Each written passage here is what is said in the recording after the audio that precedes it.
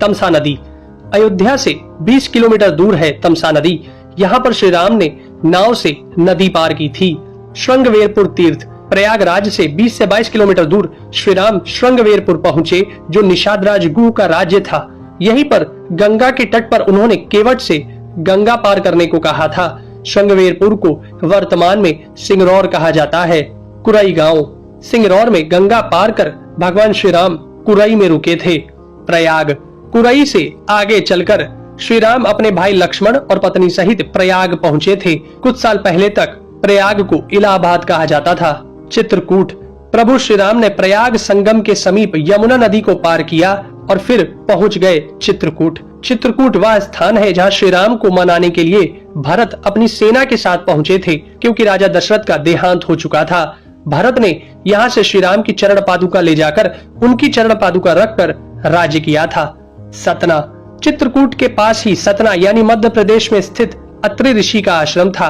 हालांकि पत्नी अनुसुईया के साथ महर्षि अत्रि चित्रकूट के तपोवन में रहा करते थे, लेकिन सतना में रामवन नामक स्थान पर भी श्री राम रुके थे, जहां ऋषि अत्रि का एक और आश्रम था।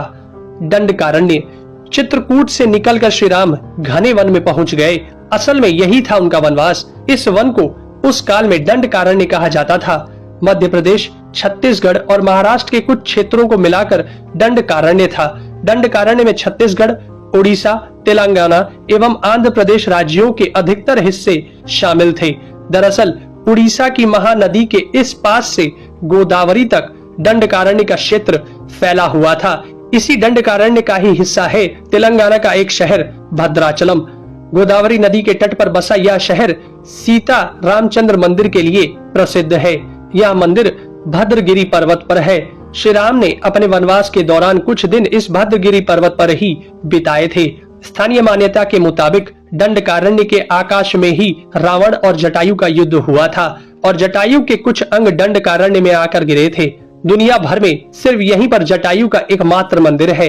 दंडकारण्य वन अब सिमटकर वर्तमान में भारत के छत्तीसगढ़ राज्य में ही रह गया है। पंचवटी। नासिक। दंडकारण्य में मुनियों के आश्रमों में रहने के बाद श्री राम अगस्त्य मुनि के आश्रम गए। यह आश्रम नासिक के पंचवटी क्षेत्र में है, जो गोदावरी नदी के किनारे बसा है। यहीं पर लक्ष्मण ने सूर्पनखा की नाक काटी थी।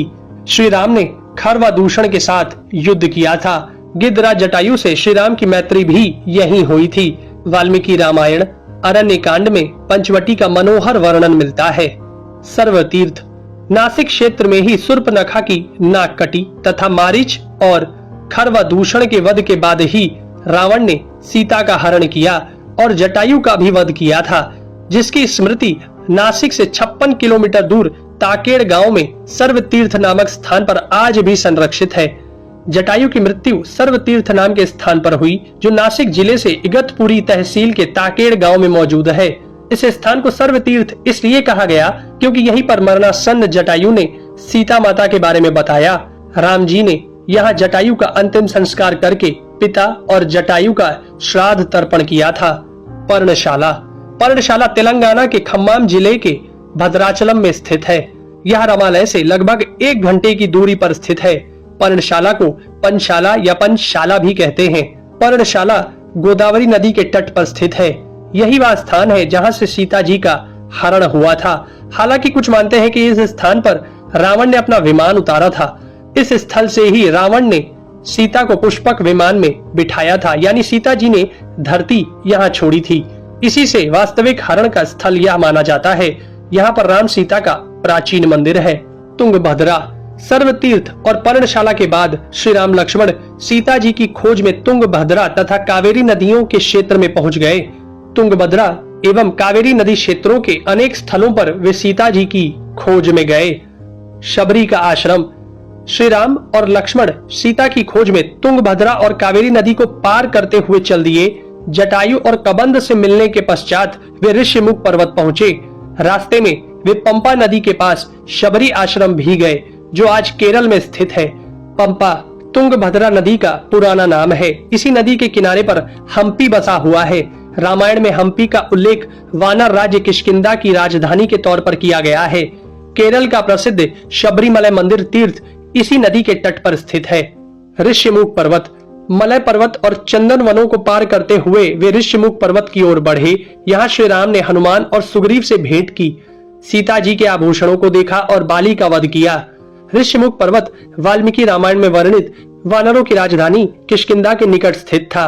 ऋष्यमुख पर्वत तथा किष्किंधा नगर कर्नाटक के हम्पी जिला बेल्लारी में स्थित है। पास की पहाड़ी को मतंग पर्वत माना जाता है। इसी पर्वत पर मतंग ऋषि का आश्रम था जो हनुमान जी के गुरु थे। कोडिकरई। हनुमान और सुग्रीव से मिलने के बाद श्री राम ने वानर सेना का गठन किया और लंका की ओर चल पड़े। तमिलनाडु की एक लंबी तट रेखा जो लगभग 1000 किलोमीटर तक विस्तारित है। कोडिकरई समुद्र तट वेलांकनी के दक्षिण में स्थित है, जो पूर्व में बंगाल की खाड़ी और दक्षिण में पाल्क स्ट्रेट से घिरा हुआ है। यहाँ श्री राम की सेना ने पड़ाव डाला और श्री राम ने अपनी सेना को कोडिकरई में एकत्रित कर विचार विमर्श किया, लेकिन श्री राम की सेना ने उस स्थान के सर्वेक्षण के बाद जाना कि यहाँ से समुद्र को पार नहीं किया जा सकता और यह स्थान पुल बनाने के लिए उचित भी नहीं है। तब श्री राम की सेना ने रामेश्वरम की ओर कूच किया। रामेश्वरम समुद्र तट एक शांत समुद्र तट है और यहाँ का छिछला पानी तैरने और सन बाथिंग के लिए आदर्श है। रामेश्वरम प्रसिद्ध सनातन तीर्थ केंद्र है। भगवान श्री राम ने लंका पर चढ़ाई करने के पहले यहाँ भगवान शिव की पूजा की थी। रामेश्वरम का शिवलिंग श्री राम द्वारा स्थापित शिवलिंग है। धनुषकोडी या धनुषकोटी। 3 दिन की खोजबीन के बाद श्री राम ने रामेश्वरम के आगे समुद्र में वह स्थान ढूंढ निकाला जहां से आसानी से श्रीलंका पहुंचा जा सकता हो। उन्होंने नल और नील की मदद से उक्त स्थान से लंका तक का पुनर्निर्माण करने का फैसला लिया। धनुषकोडी भारत के तमिलनाडु राज्य के पूर्वी तट पर रामेश्वरम द्वीप के दक्षिणी किनारे पर स्थित एक गांव है। धनुषकोडी पनबन के दक्षिण पूर्व में स्थित है। धनुषकोडी श्रीलंका में तलेमन्नार से करीब 18 मील पश्चिम में है। इसका नाम धनुषकोडी इसलिए है कि यहाँ से श्रीलंका तक वानर सेना के माध्यम से नल और नील ने जो पुल यानी राम सेतु बनाया था, उसका आकार मार्ग धनुष के समान ही है। इन पूरे इलाकों को मन्नार समुद्री क्षेत्र के अंतर्गत माना जाता है। धनुषकोडी ही भारत और श्रीलंका के बीच एकमात्र स्थलीय सीमा है जहां समुद्र नदी की गहराई जितना है, जिसमें कहीं कहीं भूमि नजर आती है। नुवारा एलिया पर्वत श्रृंखला। वाल्मीकि रामायण के अनुसार श्रीलंका के मध्य में रावण का महल था। नुवारा एलिया पहाड़ियों से लगभग 90 किलोमीटर दूर बांद्रवेला की तरफ मध्य लंका की ऊंची पहाड़ियों के बीचों बीच सुरंगों तथा गुफाओं के भंवर जाल मिलते हैं। यहाँ ऐसे कई पुरातात्विक अवशेष मिलते हैं जिनकी कार्बन डेंटिंग से इनका काल निकाला गया है। श्रीलंका में नुवारा एलिया पहाड़ियों के आसपास स्थित रावण फॉल, रावण गुफाएं, अशोक वाटिका, खंडहर हो चुके विभीषण के महल आदि की पुरातात्विक जांच से इनके रामायण काल के होने की पुष्टि होती है। आजकल भी इन स्थानों की भौगोलिक विशेषताएं, जीव, वनस्पति तथा स्मारक आदि बिल्कुल वैसे ही हैं जैसे कि रामायण में